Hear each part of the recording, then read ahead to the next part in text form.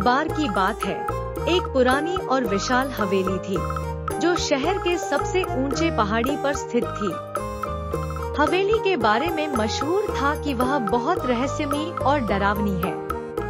वहाँ कोई भी जाने की हिम्मत नहीं करता था, क्योंकि लोग कहते थे कि हवेली में भूत रहते हैं। इस हवेली में एक अकेली बिल्ली रहती थी, जिसका नाम काली था। काली का रंग बिल्कुल काले कोयले जैसा था और उसकी चमचमाती हरी आंखें अंधेरे में भी चमकती थी। काली अपने आप में बहुत रहस्यमयी थी। उसने हवेली को अपना घर बना लिया था और लोग कहते थे कि वह किसी भी अन्य जीव को वहां टिकने नहीं देती थी। लेकिन काली के लिए सबसे बड़ा सिरदर्द था एक चूहा, जिसे लोग शैतान के नाम से जानते थे। यह चूहा साधारण चूहों से बहुत बड़ा और चालाक था। वह हवेली में छिप छिप कर रहता और काली को चकमा देकर हवेली की चीजें कुतरता और खाने का सामान चुरा लेता। काली ने कई बार उसे पकड़ने की कोशिश की, लेकिन वह हर बार फिसलकर भाग जाता।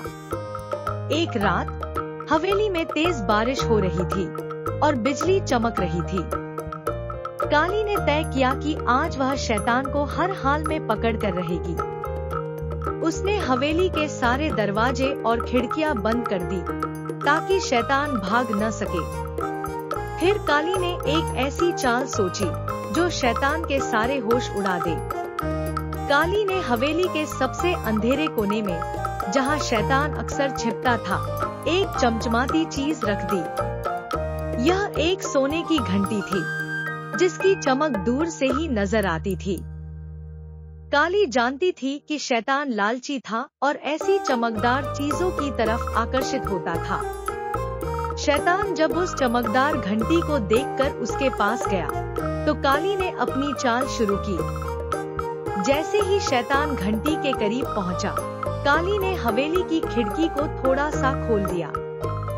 हवेली में एक जोरदार हवा का झोंका आया, जिससे घंटी बजने लगी। घंटी की आवाज इतनी तेज थी कि शैतान के कान सुन्न हो गए और वह घबराकर इधर-उधर भागने लगा। काली ने शैतान का पीछा किया और उसे एक ऐसे कोने में घेर लिया जहां से बचने का कोई रास्ता नहीं था।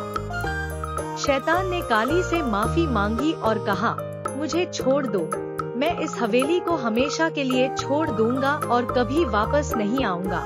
काली ने उसकी बात सुनी और कहा, अगर तुमने फिर कभी इस हवेली की ओर देखा, तो इस बार मैं तुम्हें छोड़ूंगी नहीं। शैतान ने तुरंत वादा किया और हवेली को छोड़कर भाग गया। उस दिन के बाद काली ने हवेली को पूरी तरह से अपने नियंत्रण में ले लिया। हवेली की रहस्यमयी और डरावनी कहानियां सुनाने वाले भी अब चुप हो गए, क्योंकि काली ने साबित कर दिया था कि हवेली की असली मालिक वही है। कहानी का संदेश यह है कि चालाकी और सूझबूझ से बड़े से बड़ा डर भी दूर किया जा सकता है।